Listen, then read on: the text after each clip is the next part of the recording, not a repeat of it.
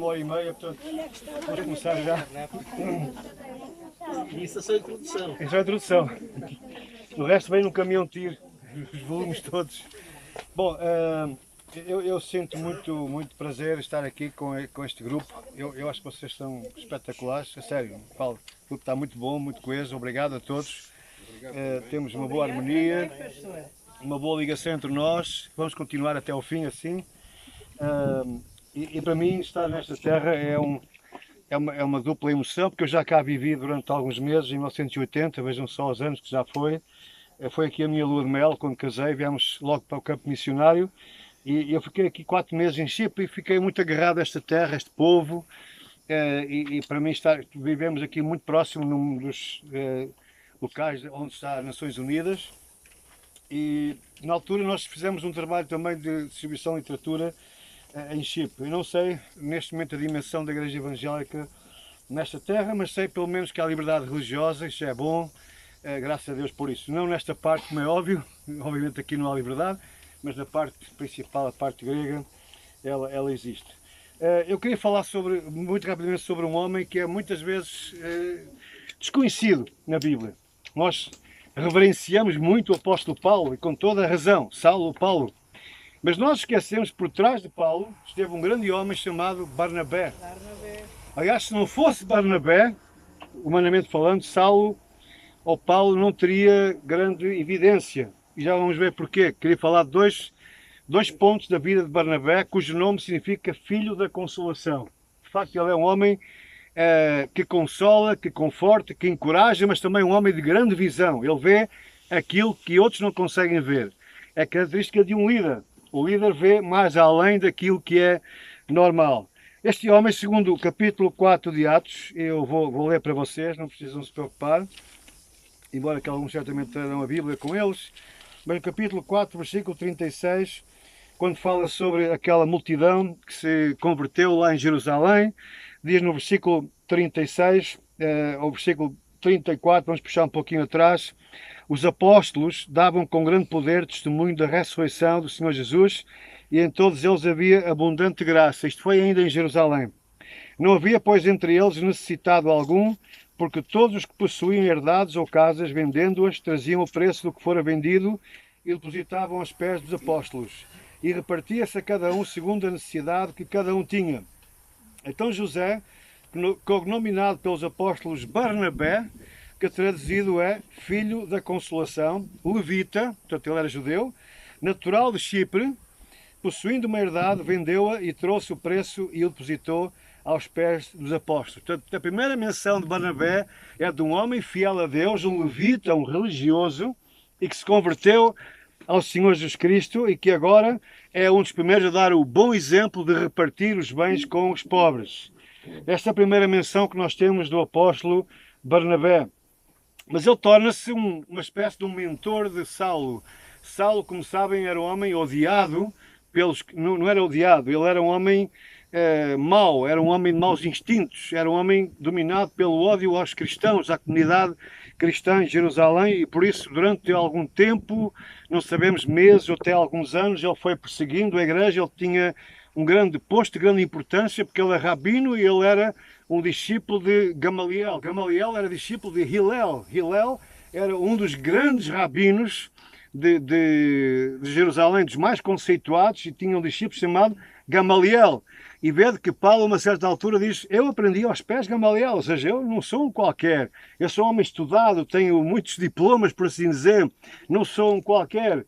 Às vezes nós desprestigiamos um pouco a educação, a cultura, e sempre usamos aquele texto dizendo que Paulo um dia disse que tudo aquilo para ele era como se fosse lixo, mas a interpretação não é essa, ou seja, ele fez uma comparação.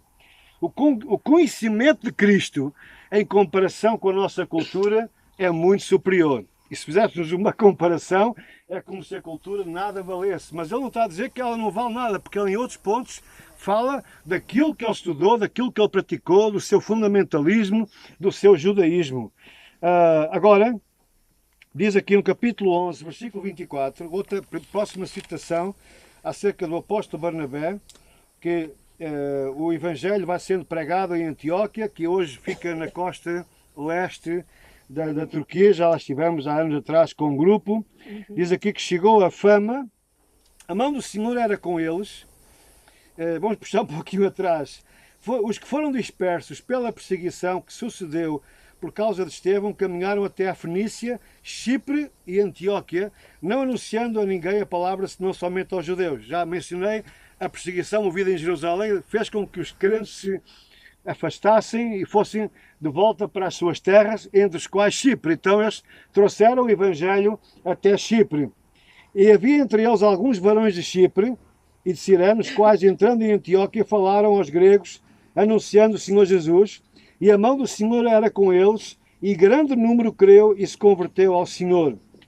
E chegou a fama destas coisas aos ouvidos da igreja que estava em Jerusalém, e enviaram Barnabé até Antioquia, o qual, quando chegou e viu a graça de Deus, se alegrou e exortou a todos que com firmeza de coração permanecessem no Senhor, porque era um homem de bem e cheio do Espírito Santo e muita gente, e de fé, e muita gente se uniu ao Senhor.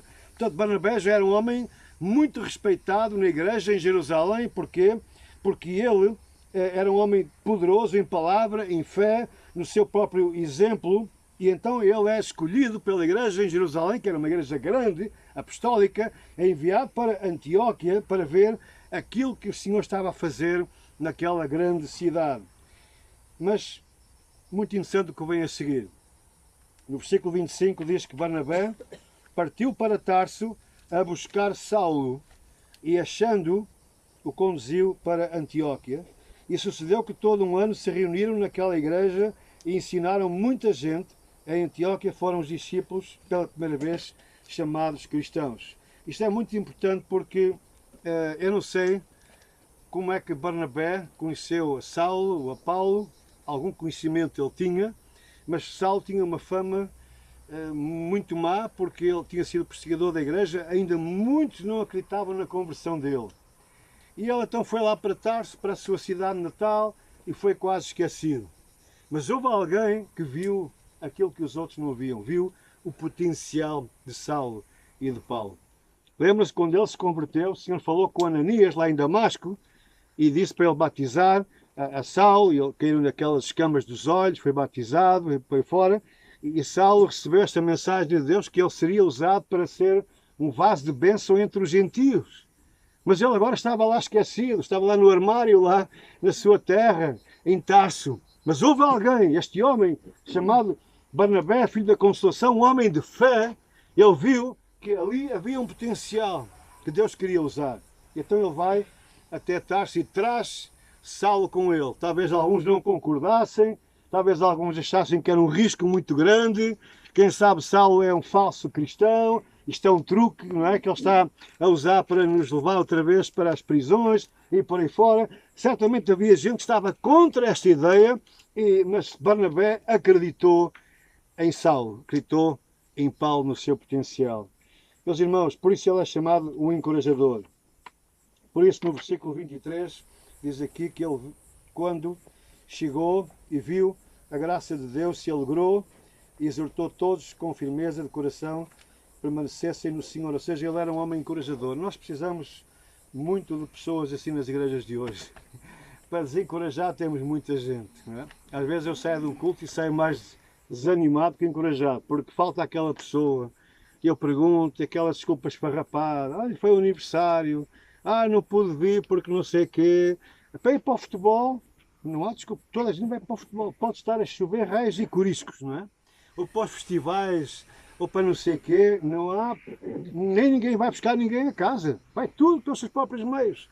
Mas para ir ao culto, se não for buscar a casa, não sei o quê, porque há sempre um monte de desculpas. Infelizmente, às vezes, nós que pregamos o Evangelho, os ministros de Deus, há aquela desculpa, mas não pode ser o culto, falhar um jogo. Muitas vezes nós ficamos desencorajados e dizemos, caramba, eu preparei esta mensagem, né? O pastor Davi está aqui também, às vezes 3, 4 horas ali, ou até mais, não é? Preparar a mensagem, pá, isto hoje vai ser uma bênção, não é? E a gente conta com várias pessoas porque achamos que elas precisam de ouvir alguma coisa que nós estudamos e elas não aparecem lá, não é? Porque naquele dia alguém fez anos ou não sei mais o quê. Então nós precisamos nesses momentos, ter alguém que nos encoraje. É tão bom ser encorajado por alguém, não é? As pessoas vêm à nossa beira e não sabem o que é que eu ouvi falar agora. Sabem o que é que está a acontecer. Mais um escândalo, mais não sei o quê. Oh, pá, não diga mais nada, pá. Eu quero uma palavra de encorajamento. Eu quero que você me diga alguma coisa que eu possa ver com a sua mesma visão. E aquilo que Barnabé conseguiu fazer foi convencer a igreja que Saulo era um homem que Deus ia usar de uma forma extraordinária. Ele percebeu o seu potencial. Daí que nós agora concluímos com a entrada deles, os dois, na primeira viagem missionária aqui em Chipre. E é exatamente aqui, neste lugar, onde eles chegam, o Porto de Mar aqui perto, eles chegam aqui, começam a sua, entre aspas, cruzada evangelística e vão por aí fora, até Pafos, onde nós estivemos. Vocês vejam a distância que é. É uma ilha pequena, mas é muito distante, e eles, não sei se foram por barco, talvez por barco seria mais fácil, ou por terra, não sabemos. A verdade é que o Evangelho entrou aqui, se desenvolveu no primeiro século. Capítulo 13 diz que naquela igreja que estava em Antioquia havia alguns profetas e doutores, a saber, Barnabé e Simeão, chamado Niger, e Lúcio Cirneu, e Manahem, que fora criado com Herodes, o tetrarca, e Saulo. E servindo eles ao Senhor e jejuando, disse o Espírito Santo: apartai-me a Barnabé e a Saulo para a obra a que os tenho chamado. Irmãos, há dias o irmão me disse que hoje a igreja contemporânea dá mais ouvidos, há mais importância à tecnologia, não é, do que ao Espírito Santo. Nós precisamos ouvir mais a voz do Espírito Santo. Há tantos ruídos, tantos barulhos, tantos livros, tantas ideias de homens, que às vezes nós não vamos ao que é mais importante, que é sossegar, quietos para ouvir a voz do Espírito Santo. O Senhor diz: aquietai-vos e sabei que eu sou Deus. Nós precisamos mais ouvir a voz de Deus, irmãos. Nós ouvimos muitas opiniões hoje, cada um tem a sua opinião. Todos sabem tudo e mais alguma coisa. Todos sabem como é que é Deus, como é que Deus não é. Mas se nós queremos conhecer Deus, nós precisamos de ir ao relato que Deus nos deixou. Com tantas dificuldades, nós hoje temos a palavra escrita. Muitos deram a sua vida para preservar esta palavra, para a traduzir nas suas línguas. E nós hoje temos aqui toda a informação que precisamos acerca de quem Deus é. Mas vemos cada vez mais a ideia de que Deus é amor, amor, amor, Deus perdoa, está feito. Mas há outro lado da moeda. Deus também é um Deus de justiça. E por isso diz a palavra: quem crer e for batizado será salvo, mas quem não crer já está condenado. É o mesmo Deus que salva e também condena. E nós temos que ter essa noção de que Deus deu a todos nós a oportunidade de ouvir o Evangelho e receber a graça do Senhor através do arrependimento. Nós recebemos o perdão dos pecados. E através do batismo nós mostramos que nos identificamos com Cristo Jesus na sua morte e na sua ressurreição. Então fazemos parte da Igreja, a Igreja Universal e a Igreja Local também, onde nós celebramos a ceia, onde nós ouvimos a palavra, tal como acontecia na Igreja de Antioquia, em Jerusalém. Os crentes se juntavam, se alimentavam através dos ministérios dos doutores, dos pastores, dos diáconos. Era um ministério bastante diversificado. Como é que há pessoas que dizem que são cristãos e não vão à igreja? Não querem se ir aos cultos? Esse é um fenómeno recente, porque as pessoas ficam em casa, vão ao YouTube, veem as mensagens lá da América, do Brasil, e acham que são suficientes. Mas igreja significa comunhão. Comunhão palpável, não é virtual. Nós temos de estar presencialmente uns com os outros, nos chocarmos uns com os outros às vezes, para que possamos aprender o que é perdoar, o que é aceitar, o que é tolerar as fraquezas uns dos outros. Se nós estivermos em nossa casa, na cama, a tomar um café e a ver o culto pela internet que se passa lá não sei onde, isso não é comunhão. Isso não é comunhão. E Deus chama-nos para nós congregarmos, para nós estarmos juntos. E o apóstolo que escreveu aos Hebreus diz: quanto mais se aproxima o dia, o grande dia da vinda do Senhor, mais necessidade nós temos de estarmos juntos. Para quê? Para ouvirmos a voz do Espírito Santo. O Espírito Santo fala através da oração, fala através de profecias, fala através da pregação da palavra de Deus. E nós precisamos estar juntos, congregados, para ouvir a voz do Senhor, mas também Ele nos fala individualmente, quando estamos, às vezes, debaixo de uma árvore, com a Bíblia aberta, dizendo: Senhor, fala, eu quero ouvir a tua voz. Certamente Deus não ficará em secreto ou ficará em silêncio. Ele falará ao coração de cada um de nós. O Senhor diz: buscar-me-eis e me achareis, quando me buscardes de todo o vosso coração. E para terminar, irmãos, eles foram enviados, eles jejuaram, eles oraram, porque é importante a confirmação da igreja. Irmãos, nós hoje às vezes assistimos a pessoas que se autodenominam missionários, vêm de uma terra para a outra, a igreja não os enviou, alguns nem fazem parte de uma igreja. Eu já perguntei a alguns desses, porque às vezes não sei porquê, vêm ao meu encontro, não sei o que é que eu tenho de especial, não sei, lá vêm eles ter comigo, a ver se eu abro portas e aqui e acolá. Eu pergunto: irmão, mas qual é a sua igreja? Irmão, a minha igreja é a Igreja Universal, irmão. Eu sou de Cristo, eu sou de todos. Então, eu já percebi logo quem ele é. E eu, pessoalmente, fecho logo a porta. Se ele não é enviado por uma igreja local, que ouviu a voz do Espírito Santo, que jejuou e que orou e que o enviou, eu não acredito que ele seja um enviado de Deus. E depois vemos os estragos que são feitos. Mas a verdadeira igreja, a igreja saudável, é aquela que ouve a voz do Espírito Santo de Deus. E ela busca Deus para confirmar se é a voz de Deus ou não. Isso leva algum tempo. Mas depois, em paz e em perfeita harmonia, a igreja envia. Diz aqui que eles chegaram até Chipre, chegando a Salamina, anunciavam a palavra de Deus nas sinagogas dos judeus e tinham também a João como cooperador. E nós depois conhecemos o resto da história. E no final, quando este governador, Sérgio Paulo, se converte, diz no versículo 13, partindo de Pafos, eles foram até a Panfília, já na Europa. E no final da história, acontece algo muito triste. A separação de Paulo e de Barnabé. Por uma questão de família. Barnabé quis proteger o seu sobrinho quando eles acabam a sua primeira viagem missionária, eles regressam a Antioquia, à sua igreja local, e prestam um relatório daquilo que aconteceu, coisas incríveis que aconteceram. Milhares e milhares de pessoas se converteram em novos territórios, algo que os judeus não tinham visto ainda, mas que era o cumprimento do plano de Deus, ir e pregar o Evangelho a todas as etnias, a todos os grupos, a todos os povos de todo o mundo. E é isso que estava agora a acontecer com a primeira viagem missionária, quando eles chegam, todos contentes, relatando aquilo que Deus havia feito. Quando chegaram, reuniram a igreja, relataram quão grandes coisas Deus fizera por eles, Paulo e Barnabé, e como abrira aos gentios a porta da fé, e ficaram ali não pouco tempo com os discípulos. E depois diz aqui no final do capítulo 15 que Paulo quis voltar a ver estas igrejas. Já estava ali há algum tempo, e diz: é tempo de eu voltar para ver como é que estão aquelas igrejas, aqueles queridos irmãos que nós levamos a Cristo. Diz aqui: Paulo e Barnabé ficaram em Antioquia, ensinando e pregando com muitos outros a palavra do Senhor. Alguns dias depois, disse Paulo a Barnabé: tornemos a visitar nossos irmãos por todas as cidades em que já anunciamos a palavra do Senhor, para ver como estão. E Barnabé aconselhava que tomassem consigo a João, chamado Marcos. Lembram-se da primeira viagem missionária? João, Marcos, sobrinho de Barnabé, veio, mas depois, a uma certa altura, ele saiu, voltou para a sua terra. E Paulo não gostou nada da ideia.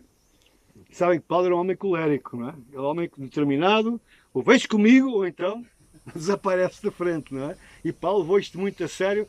Muitos dizem que foi um dos grandes erros que Paulo cometeu. Acho que sim, porque ele devia ter sido mais tolerante, não é? João Marcos era um moço ainda, jovem, ainda um pouco instável, mas Paulo era um homem determinado, ele não aceitava que pessoas arranjassem desculpas para esta grande missão. E daí, diz aqui no versículo 38, que a Paulo parecia razoável que não tomassem consigo aquele que desde a Panfília se tinha apartado deles e não os acompanhou naquela obra. E tal contenda houve entre eles. Que tipo de contenda? Deve ter sido dura. Paulo não era mole, não é? Paulo disse que era pequenino, mas ele era intenso, não é? E tal contenda houve entre eles que se apartaram um do outro. Barnabé, levando consigo a Marcos, navegou para Chipre. Veio de volta para a sua terra e não temos mais informação, pelo menos bíblica, sobre Barnabé. Ele ficou aqui, certamente, ele era um grande pregador, era um apóstolo, e aqui certamente desenvolveu a Igreja de Cristo. Mas, só para um minuto para concluir, irmãos, Barnabé, um homem de Deus, um homem cheio de fé, e um homem que acreditou em alguém, que talvez tivesse sido esquecido, desprezado, mas ele foi lá, trouxe-o, porque era um homem de visão, e colocou Saulo à frente da obra evangelística do primeiro século. Às vezes, irmãos, nós não damos valor a quem está nos bastidores. Achamos só quem está no palco é que é importante, não é? Quem prega, quem toca, quem canta, mas esquecemos que se eles estão ali é porque alguém por trás está mantendo a chama acesa. Eu conto uma ilustração muito simples de um homem chamado Charles Spurgeon. Ele foi chamado príncipe dos pregadores do século XIX. A igreja que ele pastoreava em Londres, tabernáculo, tinha 7.000 lugares, as pessoas tinham que ir 1 ou 2 horas antes para conseguir um lugar. Ao ponto de Spurgeon dizer às pessoas, por favor, não venham no próximo domingo. Você conhece algum pastor que diga isso? Não venham no próximo domingo que é para dar lugar a outros. Quem dera, não é? A gente pede, venham, não há. Mas Spurgeon dizia, não venham no próximo domingo para dar lugar a outros. E um dia vieram 2 americanos para conhecer o trabalho em Londres, porque já todo mundo falava acerca deste grande pregador, que ainda hoje é uma referência, né, para tantos de nós, para milhões de pessoas. E eles quiseram então conhecer o templo, né, o tabernáculo lá em Londres, que ainda hoje ainda existe, embora só a fachada se manteve. Então à porta recebe-os um homem barbudo, assim de mau aspecto. Dizem, mau porteiro, assim com uma barba comprida, não é? Assim tipo aqui o tiro, ou assim, a flaminha, né? Ainda mais feia que a dele, a minha, não, bonita. Ué, bonita, ainda que é feia. Assim uma voz assim meia coisa, com um cheiro de tabaco ainda por cima, né? Porque sabem que se depois não fumava, né? E ele dizia, nós queríamos conhecer esta igreja. E ele disse, então venham comigo. Estava um dia de verão muito quente, em julho. Então venham comigo aqui ver as caldeiras. E eles disseram, isto também deve estar louco. Julho? Que com este calor? Ver as caldeiras? Quando eles desceram, este indivíduo, um bate bem da cabeça, não é? Desceram às caves e estavam 700 pessoas ajoelhadas em oração. Isto 1 hora antes do culto. 700 pessoas ajoelhadas em oração. E ele disse para eles, aquilo que vocês daqui a pouco vão ver acontecer lá em cima é fruto daquilo que está a acontecer aqui em baixo. Mais tarde é que eles perceberam que era Spurgeon, que acreditava no poder da oração. Ele era um grande, exímio pregador, mas ele era humilde para saber que tudo aquilo que era feito através dele, que o Senhor fazia através dele, era fruto daqueles anónimos que estavam ali. Eram os Barnabés, eram os filhos da consolação, eram os animadores, eram as pessoas que acreditavam que Deus estava a usar aquele homem para a sua glória. Sejamos todos nós um Barnabé, amém? Ou uma Barnabeia, se assim eu posso dizer. Que não sirvamos de pedra de tropeço para ninguém, mas sirvamos para encorajar os nossos irmãos, pegando em alguém que talvez nós percebemos que tem dom, tem talento, mas está um pouco desanimado, está enfraquecido, vamos para a frente, anda comigo. Aquilo que Barnabé fez foi pegar não foi dar um grande curso, um grande seminário teológico, foi pegar em Paulo e andar com ele, acompanhá-lo, ministrar no coração dele.